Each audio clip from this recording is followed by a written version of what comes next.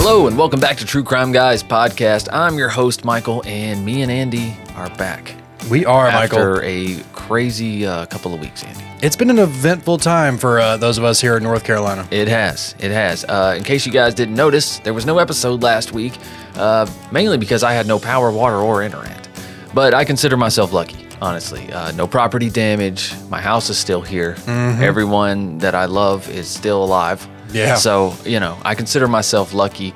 But we send our thoughts and prayers to everyone just west of us in this beautiful state. And I do mean just west of us. Oh, yeah. I mean, not even an hour west of us. There are towns devastated. We were incredibly lucky. We really were. And just, I think a week before, a lot of areas on the coast got flooded. And nobody really said anything. But, of course, that's the coast, right? I mean, you live by the biggest body of water. Yeah, it's one of those. They're a little more prepared for it. Yeah, when you live by the ocean, everybody has flood insurance on the coast. Exactly. But when you live in the mountains, it's not something that anybody expects. Like the entire mountain seems like it just explodes with water from underneath. Exactly. And from above. It's something that nobody could have predicted, and yeah, the devastation out there is just uncharacteristically destructive. I don't know how to even put it into words. And so much of it is because of the lakes, the dams, these places that flooded, these rivers that ran through these towns. That's why these towns have thrived for so long. I mean, it makes sense. All the roads run along the rivers. Extensive flooding. Yeah, exactly. It makes perfect sense. But like I said, as Western North Carolina heals, gosh, we just have them in our thoughts and prayers for real, because it's devastating. It'll never be the same. I think about it sometimes and it brings me to tears, because that's where I like to go to escape. Like I wasn't a beach guy. The Outer Banks is great. Myrtle Beach is fine. But man, escaping and going to Boone, you know what I'm saying? Going to Asheville, going to Chimney Rock, going to Little Switzerland, all that out there, man. Like that was a day trip. You know what I'm saying? That was a great place to spend some time. It hits real hard, and it's a place that I have such great memories of, and things were like I had plans there. Truth be told, like the weekend of the hurricane, my partner and I, Megan, we were supposed to be in Asheville for a concert, and we had a hotel booked, we had tickets, and on Friday evening we saw that the show got canceled, and we were still thinking, well, we'll just drive up there. Oh my God. And we'll just we'll ride out the storm, because nobody knew what was going to happen. It was like, yeah, there's going to be a hurricane, but it's the mountains. Like, it'll be bad, but and also, to be fair, here in the Piedmont, which is about the middle area, Charlotte, Mecklenburg County of North Carolina, all the way west, the hurricanes really don't affect us that much. No. I mean, year after year. I mean, look, if you look down in history, the last big flood to hit the Carolinas was 1916. Mm-hmm. That was a long ass time ago. We got pretty good water drainage shit going on around here. Mm-hmm. But this one was just a perfect storm. And and it was just a tremendous amount of water all in one concentrated area. And then the winds too, my God. But yeah, we were supposed to be there, and we called it off last minute to be like, we'll just stay. Dude. And we woke up the next day just being like, "Oh my God!" And Charlotte was fine. Did we even lose power in Charlotte? Well, our power, we lost it for a little while. Several people around the areas did and stuff. There was, there's always going to be trees that still fall, and limbs that go down, and transformers that blow. Yeah. But even like I said, coming towards your area, you live in a much more rural area, about almost an hour from my house, like from my part of the town. Yeah. And driving up here, just seeing the trees that were down, and like crazy, on one of your main roads, there was a massive tree that clearly had just come across blocked the entire road off. Oh yeah, it knocked us out, man. We were out of everything for about 4 days. Yeah, it was like I said, you could just see the further west you got. Like I said, like an hour from me, you could see the extent of the damage. Right, and then just an hour from you, it's even worse. That's when you start seeing the real damages of flooding. So like even once things got up and running, even now, a lot of the places I go, the grocery stores I go to, the gas stations, everything is packed, because we are the first city, towards the west we're the most western city that's still fully functional, I guess. Yeah. That's a big city where you can get everything that you need. There's lodging, there's hotels, you know what I mean? There's lots of Airbnbs and whatnot. So a lot of people are coming here. So we're still seeing a lot of the effects, and we will continually, Yeah, for all months, the maybe people who years. are Shit. displaced, all the Yeah, homes that I are mean- displaced, the people who have had to just find their way down to find shelter. Exactly. So, guys, send your thoughts. I'm sure there are lots of places near you, lots of places to donate. Just you can go online. There are plenty of places if you want to make a donation and help anyone out there in Western Carolina. There's still lots of people who are trapped, and I know there's probably pretty few people who haven't been reached yet at this point. But I mean, but still, that don't mean they have enough. Yeah, please look online, find a place locally near you that's accepting donations, and they are trying to get all of them they can there. So, Right on. But all right. Well, we kind of feel like it's going to be kind of like a news show today because the terrible event that we're talking about today has also happened quite recently. yeah, Very, very recently. But before we get into that, I need to remind you guys that you can catch these episodes early and ad-free on Patreon, patreon.com/True Crime Guys. And also, be sure to check out all of our other shows here on the free platform, like Strange and Unexplained and Cryptic Soup with Thina and Kylie. New episodes of Cryptic Soup come out every Wednesday. Make sure you also give them a follow on Instagram as well, at Cryptic Soup Pod. And there is a link right below the description of this episode. Also, make sure you subscribe to True Crime Guys YouTube and give us a follow on social media at True Crime Guys, wherever you're at, the social media is so vast now. Yeah, the X, the freaking. We're only on the big three. And Are we? YouTube. Yeah, we're not on everything. I feel like we got like everything a Craigslist else profile. I think everything else we're on is probably just auto generated. If you're on Angie's list, maybe. You know what I mean? You know how there's like 15 million podcast apps? Yeah. And somehow we're on all of them? Oh, exactly. They just, they're just pulling from other feeds and whatnot. But anyways, let's get into today's headline, if we will, Andy. I mean, This is a headline. And also, Andy sent me this case earlier this week, and I was like, wow. I usually don't like to cover cases before they go to trial, but Jesus Christ, I think this one's cut and dry. I feel like this one's got so much in it that it is now becoming like a really big stay of like, oh my God, how much can we say, like, don't judge beforehand? Like, come on. Yeah, seriously. So Catherine Griffith was only 39 years old when she was found stabbed to death in Auburndale, Florida. This was on September 8th of this year.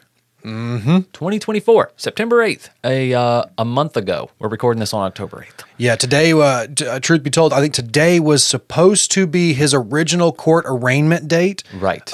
We could not find anything about that at the time of the recording. We were probably attesting or probably contributing some of that to the hurricane approaching. That's what I think as well. This area right now. Hurricane Milton is on its way to Florida, and his trial was scheduled for today, so they probably postponed that. Yeah, because that hurricane's supposed to make landfall tomorrow. I feel like a lot of those things may have been postponed. So right. So how they found Catherine was the police were called by her 17-year-old son, Collin. He told them, quote, "I've had a very, very long fight with my mom, and she fell on a knife, and she's bleeding from the neck," end quote. He was standing in front of the house covered in Kathy's blood, and she had multiple knife wounds to her neck. when you fall on something, you do tend to fall on it multiple times. That happens. That happens. Now, deputies described Collin as showing zero emotion after allegedly killing his mother. Now, neighbors told police that they saw Collin grab his mom by the hair and pull her into the house while she was screaming, "Let me go, let me go." And if that's not enough, here's the first of many kickers for this story, Andy. Catherine's death comes a year and a half after Collin was charged with fatally shooting his father, Charles, on Valentines Day in 2023. Yeah, there seems to be I don't want to say a pattern here, but there's something here. There's definitely a pattern, Andy. Let's roll that intro and let's get into it. When he came to live with his mother, you would think things would be better. Guess what happened? He's Baker acted.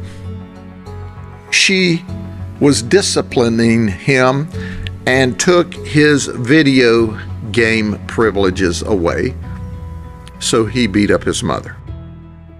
He makes a statement that, well, I'll kill myself or I'll kill my mother by shooting or stabbing her. A cold-blooded murder of a 39-year-old mother by her 17-year-old son. You see a kid. When I look at him, I see a psychopath. I see totally erratic behavior, to the point that he's already, at 17 years of age, shot and killed his father and got away with it, and stabbed his mother in the neck so hard that the knife went all the way through to the back of her neck. I see a psychopath.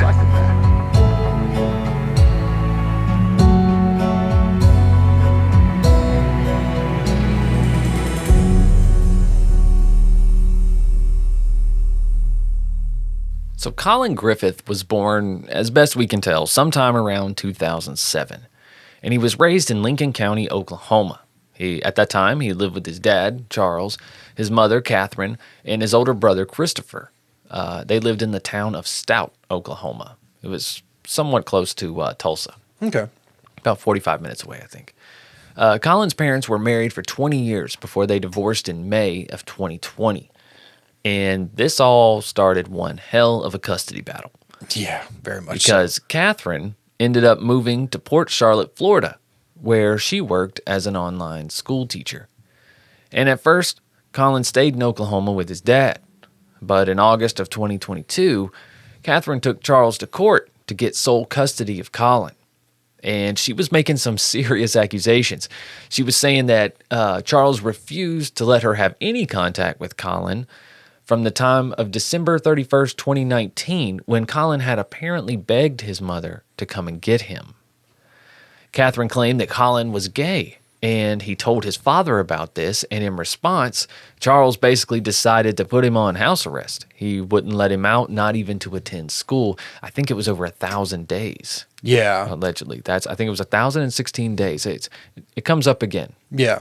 And remember, guys, this is such a fresh case. We know there might be some things in here where we do say a few things of like, apparently assumptions right now, because like some of this stuff is still coming out, and it's just to protect our own asses. You know. We don't want to say. I'm anything not trying to say you did it, but we don't want to say anything false, but we are trying to put as much information out there that is possible. Yeah.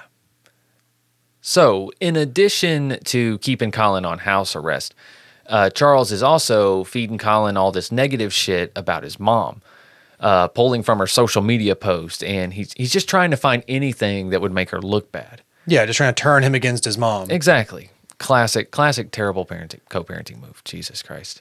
Which I know I won't let you leave the house, and I know I'm absolutely mistreating you, but like, look at your mom. She went to the beach last weekend and she didn't even tell you. Right?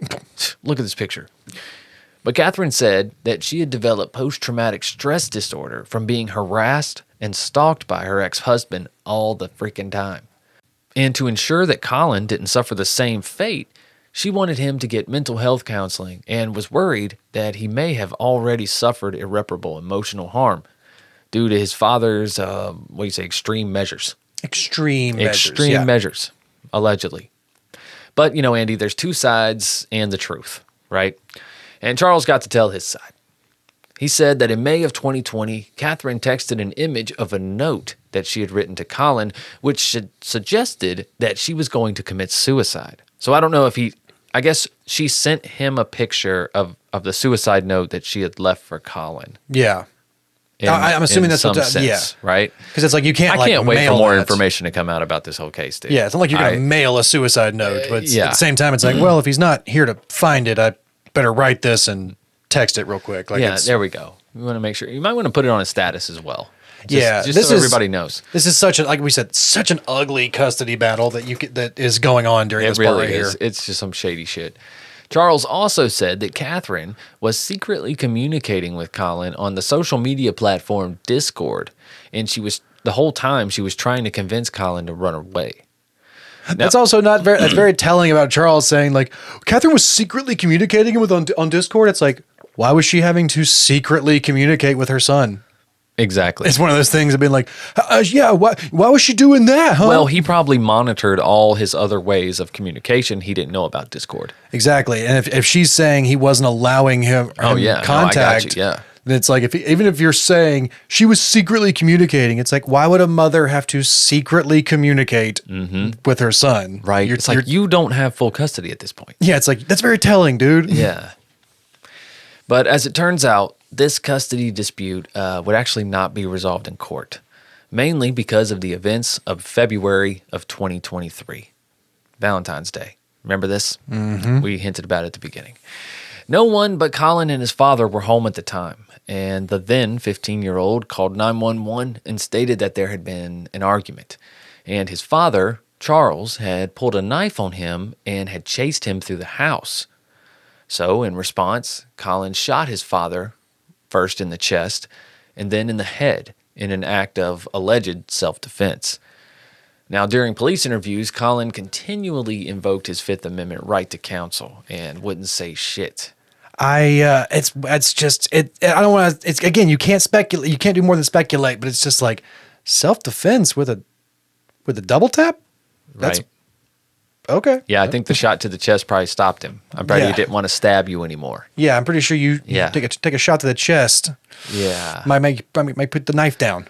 But you know what, Andy? Eventually the murder charge was dropped because they couldn't find any evidence disputing Collin's version of events and the claim of self-defense. There was nothing to disprove it. Yeah, it's not to say it's an easy scene to stage, but when there is no witnesses to any no of other it, witnesses. and this guy apparently has kept him so isolated that he doesn't have any friends, doesn't have any contact, doesn't have Right. anything. Yeah, it's his word against nobody's. Yeah, exactly. And old Mama Catherine got what she wanted after all. Because following this, Collin had to move to Florida and to live with his mom. His mom was showering him with gifts at this time, like a new car. I think she bought him a new Volkswagen Passat, all kinds of shit, man. New clothes, just a bunch of please don't kill me gifts. I mean, a Passat. Come on. Yeah, I mean, it's a Passat. And everything was hunky-dory for a while, Andy. At least until September 11th, 2023, when a school official called the sheriff's office due to a mental health check at the Griffith home. The school officer stated that Collin told her that he and his mother had gotten into an argument that morning, and his mother pulled a gun on him. Collin told the officer his mother said that she was going to kill him, and she also threatened to kill herself, and then asked him to take the gun from her to kill her. Right? Okay. It's confusing. It's These like, are why some would ve- you add all this stuff? It's These like, are all very the stories seems don't made really up, add but up. it also seems too weird to make up. Yeah, you can either there is some very clear mental health issues going on here. Oh, there's definitely that. On more than one person's behalf, I Yes, guess. yes. But the same thing, it's like there's either some very clear mental health issues that either that the police are not taking seriously if those are the claims, or these claims seem so outlandish that they're like, really? They're looking Right. at his mom being like, I don't think she did that. Yeah, probably more like that, honestly. Yeah. Because Catherine claimed that the story wasn't true, and she said that Collin was just mad at her for taking away his phone and his AirPods, which she did because he was failing his classes. Mm-hmm. She also said that Collin had severe PTSD because his father had held him captive for 1,041 days. That's what it was back in Oklahoma, without any human contact. Yeah. He was going to smother the gay out of him, Andy. Yeah, I'm just gonna Yeah. smother the gay away. There you go. Yeah. I think that's how you do it. After interviewing Catherine during that home visit, Collin was placed into protective custody for a mental health check. The next day, Collin's mother told a detective that she had been contacting mental health facilities across the state in hopes of finding one for Collin. And they finally did. They admitted him to a short-term clinic, right? Let's not get carried away. But while he was there, Collin was telling the staff at the facility that he was going to kill himself or his mother if he returned home. So, Okay. Yeah. So far. Okay. This is on your Okay. intake form. Okay. So maybe we're gonna Wow. we're gonna go ahead and get you the grippy socks. And let's go ahead and get you a bed, dear. Let's yeah, exactly. You're gonna be here for a bit. No, it will not have a frame. Yeah. Catherine said he was also seeing a therapist, but threatened to kill her as well if she diagnosed him with anything. Like I said, you're gonna be here for a bit, son. So why don't you go ahead and take a seat? But that therapist didn't give a shit, and she diagnosed him with PTSD and a personality disorder anyways. God, there are some red flags that are being really ignored here. If these claims There's a few. If these claims are to be taken seriously, and this guy is Well, literally he did get diagnosed with this. But I'm saying if this kid is telling basically anyone who will listen to him, I'm gonna kill either myself or my mom. That's I'm gonna kill you too. That's why I wanted to cover this case. Honestly. It's like I'm gonna kill everybody, and they're just like, oh, you're such a kidder.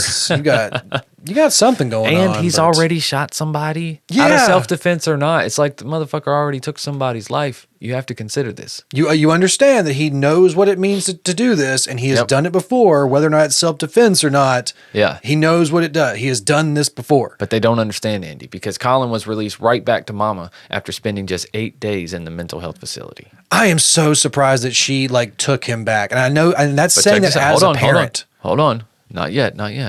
As he was leaving, he told the staff, I will kill myself or my mom if I go home.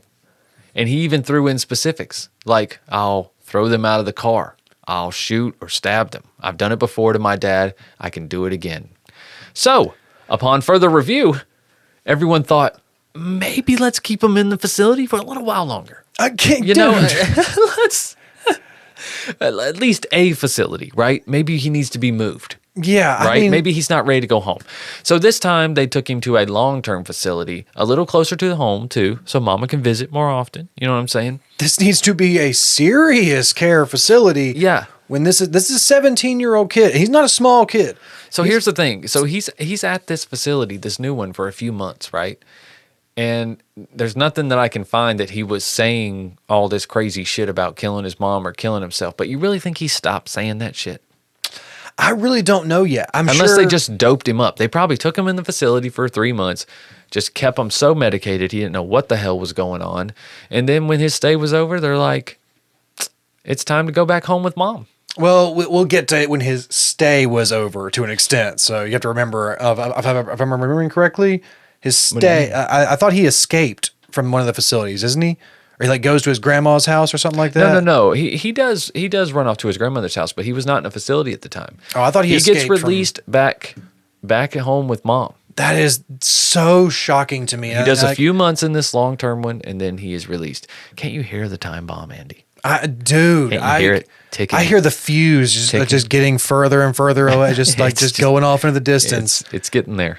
And it's like as a parent, I could not imagine having to make that decision to say I'm afraid of my child. Yeah.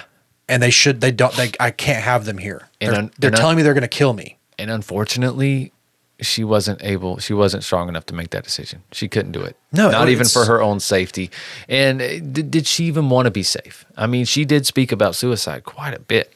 You know, you have to be, and that's one of those things. Take them with a grain of salt. We have to understand. Right. We don't know. We can't interview her anymore. We don't know what is the real truth. That's true. But at the same time, it's like, as I said, as a parent, that would be an incredibly hard decision. Yeah. And you want to see the best in your child. You want to see the best in that, and you want to see that, you want to see that little baby. You want to see everything that you thought they could be.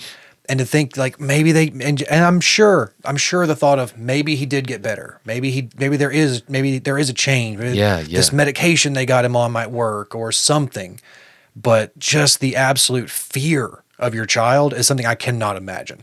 I know. And like I said, he's not a small kid. It's a 17-year-old kid who's he's like a foot and a half taller than his mom. There's plenty of pictures out there. Yeah, this is not like a child compared to his mom. This is like an adult male to his mom, and he's a big kid.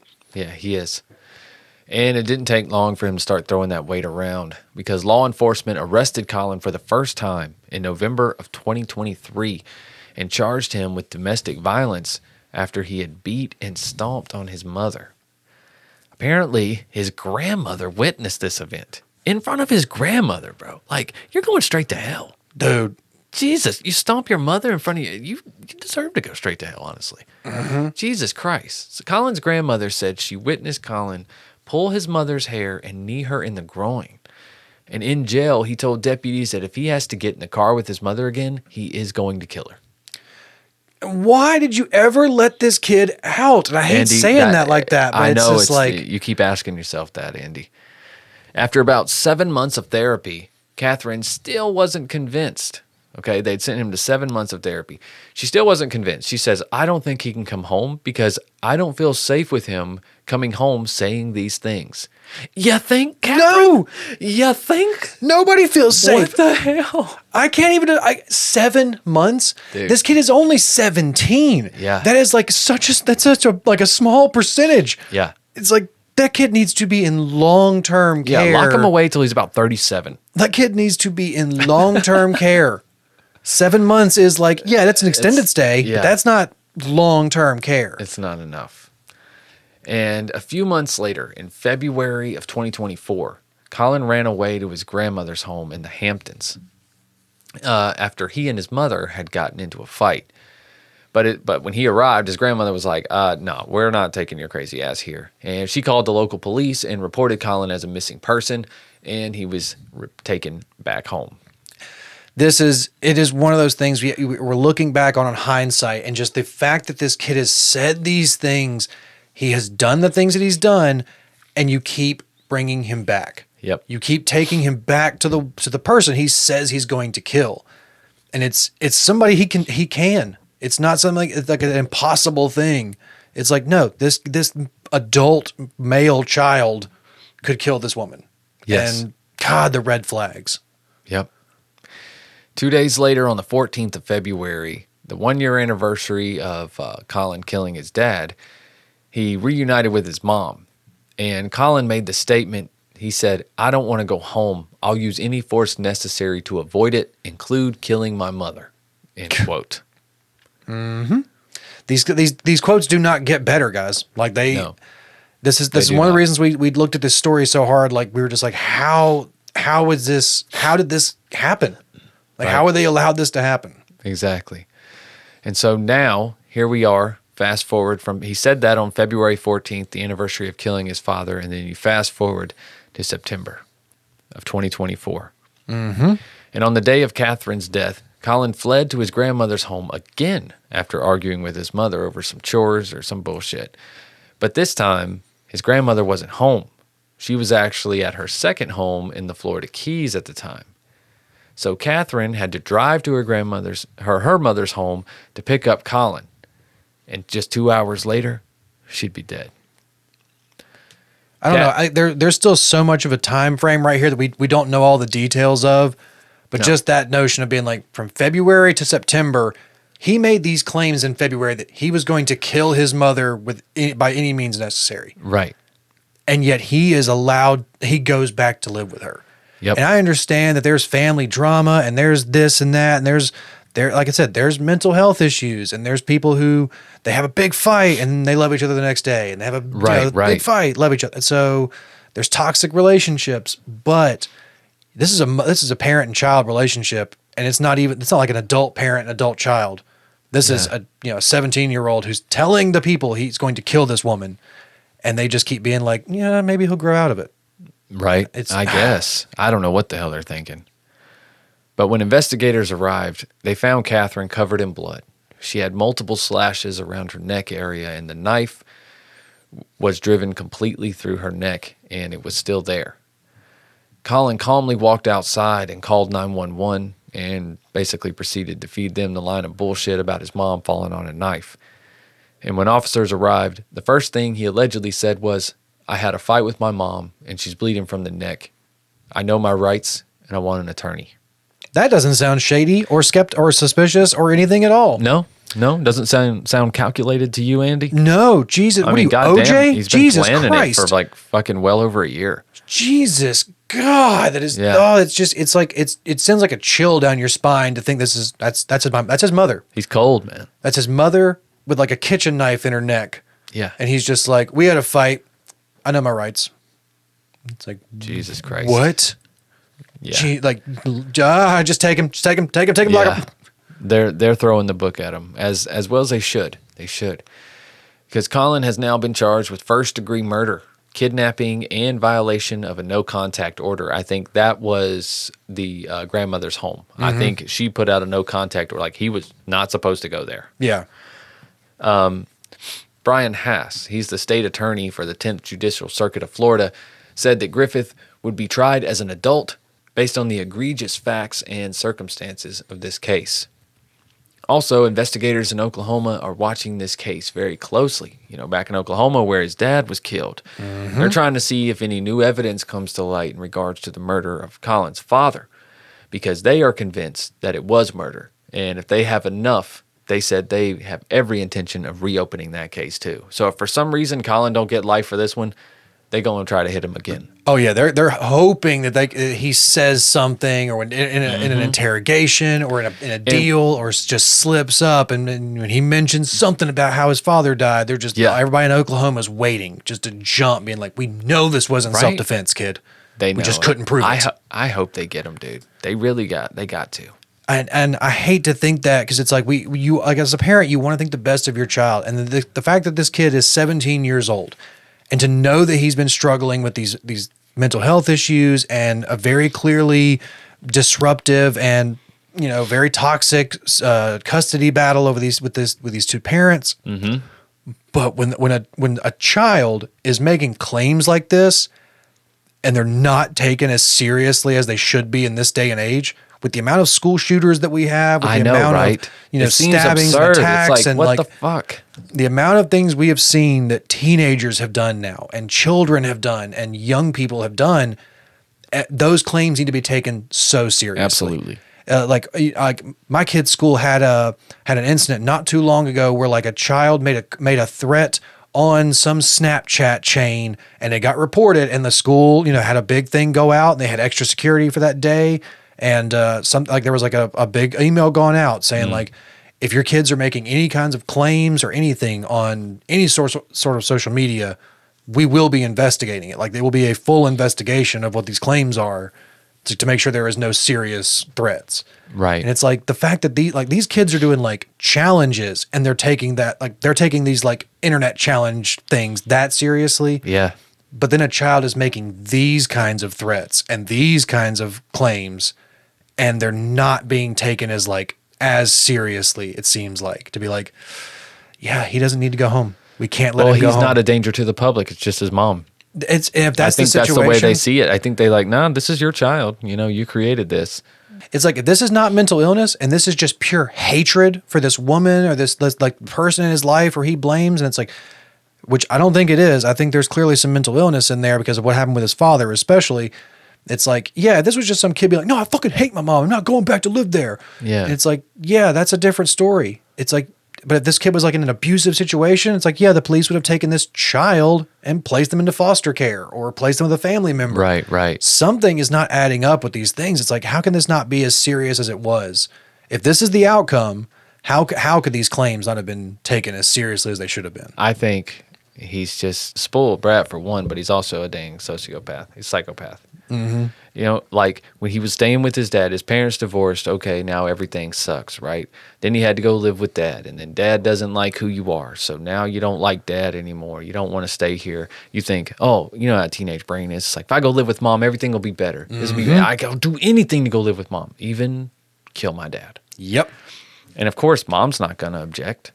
There's probably fucking messages or notes or some shit through and through where they contacted. I don't know. I'm not trying to say she knew about that, but it doesn't look good on Catherine either, because it's like, why did he feel like he had to go to the extent of killing Charles just so you could win the custody battle? Mm-hmm. It's like, was it looking that bad? Yeah. And why did Charles get custody right away? Yeah. There's a lot of questions, right? And there's going to be answers. I know there will be. I know that when this trial goes out and they actually start seeing what he did and what his history is, when all the evidence comes out, we're going to start getting a lot more of his history explained to us. We are. But right now it's like how there's so many unanswered questions of how this was allowed to happen twice. It's very, very slim chance that both of this kid's parents wanted to kill him, and he got the upper hand on both of them. Ain't that crazy, Andy? Mm-hmm. Came out unscathed. Yep. Man, darn. It's a good thing you fought those evil parents. Yeah, right. Listen, 16-year-old kids. Everything is the end of the world to them. But I just don't see killing your parents. They got a lot to worry about, man. School is stressful. Social media is stressful. Mm-hmm. You got to have the right deodorant. You know what I'm gotta saying? smell Or good. You gotta smell good. You gotta I mean, smell you can't good. go to school stinking, man, and you don't want to put aluminum in your armpits to smell good. No, you gotta have No. that. You won't have no Riz if you got that aluminum pits. No, that's no good. That's no good, bro. You need that Oh My Gaia. Oh My Gaia is an innovative all-natural deodorant, fragrance, and beard oil company specializing in paraben and aluminum-free products. Their innovative line of deodorants inhibit the growth of odor-causing bacteria while still maintaining effectiveness. And at Oh My Gaia, they use only all-natural, paraben, and aluminum-free organic ingredients. And there's tons of scents to choose from, guys, from vanilla, cherry almond, sandalwood, lavender, lemongrass, Egyptian musk, coconut, dreamsicle, leather, lumberjack. That's a good one for the fall. Also, fireside. Great fall scent. I do. I need some more beard oil for the fall coming up. It's starting to get Yeah. cold, Michael. You need to recommend Check me check out that lumberjack or that fireside. I mean, I'm gonna let the beard start growing, so maybe lumberjack is the way to go. you know? Okay, yeah, go lumberjack, man. Whereas Megan referred to me as homeless chic, as my hair is I getting like way it. too long. Very nice. And of course, we have our very own scent, True Crime Pine. And because you're True Crime Guys listeners, you can use our new code word, Creepvan. I don't know if you caught it on the last episode. Creepvan, all one word, CREEPVAN, for 15% off your order at shop_ohmygaia on Instagram or ohmygaia.com. That's OHMYGAIA.com. And guys, make sure you're using that new keyword. It is right below the description of this episode. It is Creepvan. All right. Get in that creep van, boys. One word, no spaces. It all smells good in that creep van. That's right. Well, Very herbal. it takes a lot of Oh My Gaia, but it does. Very herbal in that van. That's right. But also, guys, don't forget to check out patreon.com/True Crime Guys, where you can get access to everything we make, including episodes of these free episodes early, ad-free, bonus content, all that good shit. And our Patreon exclusive, which we do every week, which I think we did one a couple weeks ago. Yes, right, we Andy? did. We did. So be sure to check that out, patreon.com/True Crime Guys. Link right below the description of this episode. Make sure you give us a follow on social media at True Crime Guys. Also, follow at Cryptic Soup Pod on Instagram. And make sure you give Cryptic Soup Podcast a listen wherever you listen for some more quality content and entertainment. Also, Strange and Unexplained. Right, Andy? Don't forget about Strange and Unexplained. We got a hell of a case coming out right this next one. We do. I'm Is it? excited. So you guys check it out this coming Monday on Patreon. You will probably get it later this week. All right. I think that's pretty much it. Andy, anything else? I don't think anything else, not in terms of our news, but like we said, we'll touch on it again, guys. If any kinds of donations are available, the people of West North Carolina could greatly use your help right now. We're not asking for money, but there are plenty of places that are accepting all kinds of supplies for what the hurricane has come through. So Yeah, guys. check your local area. People are accepting donations. Anything you can give right now, guys, it'll be a really big help out Yeah, there. because this is probably going to be the last day people care about Hurricane Helen, honestly. If Milton hits Florida the way they say it is, we're going to have a new problem. Yeah, the coast is So. going to be split. So Yeah, exactly. All right, guys. Well, we'll see you next week, Lord willing, and the water don't run. All right? yeah, as long as this hurricane doesn't change paths. That's right. So we'll see you next week with a new True Crime Guys episode. And until then, I guess you'll have to keep on creeping. Bye.